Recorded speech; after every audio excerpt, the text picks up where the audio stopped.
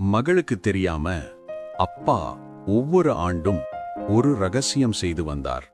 அவள் அப்பா அம்மாவிடம் சொன்னார். நான் இறந்த பிறகு அவளிடம் இந்த கடிதத்தை கொடு என்றார். அவர் சொன்ன மாதிரி திடீரென இறந்துவிட்டார். அன்று மகளுக்கு வயது 21. சில மாதங்கள் கழிந்தன. மகள் அப்பாவை நினைத்து சோகமாக இருந்தாள். அப்பா உனக்காக ஒரு கடிதம் கொடுக்க சொன்னார் என்றார் அம்மா. அவள் நடுங்கிய கையால் கடிதத்தை திறந்தாள்.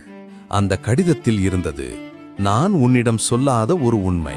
மகளே, நீ பிறந்த நாள் முதல் ஒவ்வொரு ஆண்டும் உனக்காக ஒரு மரம் நட்டேன். இன்று அந்த 21 மரங்களும் உனக்கு நிழல் தரட்டும்.